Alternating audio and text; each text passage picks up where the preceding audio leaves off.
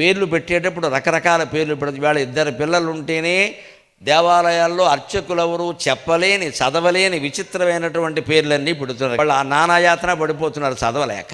ఈ పేరు ఏమిటో అర్థమై చావదు. ఇలాగ మన ఇద్దరు విషయాల్లోనే ఇలా పెడితే 60 మందికి పేర్లు పెట్టాలంటే ఏం చేయాలండి? జీవితంలో ఉండే దశలన్నీ కలిపి ఆ పేర్లు పెట్టారు. మీరు గమనించండి. ప్రభవ మనిషి పుట్టడం, విభవ వైభవంతో కాస్త ఎదగడం, శుక్ల తెల్లగా శుక్లపక్షంలో చంద్రుల్లాగా వృద్ధి పొందడం, ప్రమోదూత తర్వాత తల్లిదండ్రులకు ఆనందం, ప్రమో అంటే ఆనందం అండి, ప్రమోదూత తల్లిదండ్రులకు ఆనందం కలిగించేటువంటి పనులు చేయడం, తర్వాత ప్రజోత్పత్తి అంటే సంతానాన్ని కలిగించడం, వివాహం చేసుకోవడం. ఇలాగ మధ్యలో అనేక రకాలుగా ఎన్ని ఉంటాయి? రుధిరోద్గారి నెత్తురు కక్కుకునేంత కష్టాలు కూడా ఉంటాయి. అలాగే పరాభవాలు కూడా ఉంటాయి. వాటన్నిటినీ సహించాలి. అందుకే ఈ సంవత్సరం పేరు పరాభవ. అది అలాగే ఉన్నా మీరు కంగారు పడక్కల్లా. కానీ నిజానికి అది మాత్రమే కాదు, దానికి మరో 2 అర్థాలు ఉన్నాయి. తెలుగు పండితునిగా, సంస్కృతం కొంతో గొప్ప తెలిసిన వాడిగా నేను చెప్పాలా మాట. పరాభవ అనే మాట గమనించండి. పరా ఎక్కడదమ్మా?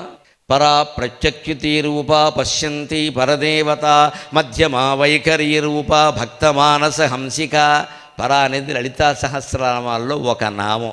అందులో పర. భవః ఎవరండి? భవః అంటే ఎవరండి?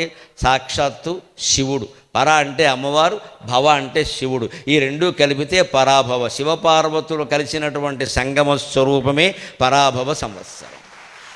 ఏ రకంగా భయపడాలి? ఎందుకు భయపడాలి? మనం శివపార్వతుల ఒళ్ళో ఉన్నాం. మనం ఎందుకు భయపడాలి? పర అంటే అమ్మవారు, భవ అంటే శివుడు. ఇంకా ఇంకొక అర్థం చెప్పాలి అంటే సవర్ణ దీర్ఘసంధి తెలిసినా తెలుస్తుంది. పర ప్లస్ అభవ. భవ అంటే జన్మ. ఈ భవరోగం అంటారు, భవలోకం అంటారు, భవం అంటారు, భవాబ్ధి అంటారు. ఈ జీవితమనే సాగరాన్ని దాటించవయ్యా అంటారు ఖచ్చితంగా.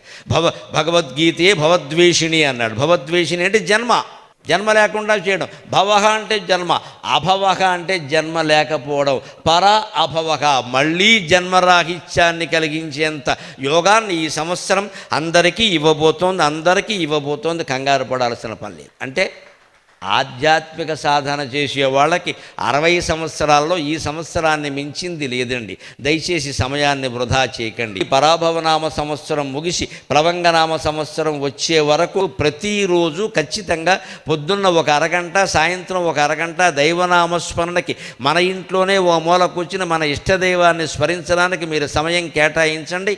ఈ ఏడాది ముగిసి ప్లవంగనామ సంవత్సరం ఉగాది వచ్చేసరికి మీ జీవితాలు ఎంత అద్భుతంగా మారిపోతాయో మీరే చూస్తారు. ఖచ్చితంగా మీరే చూస్తారు.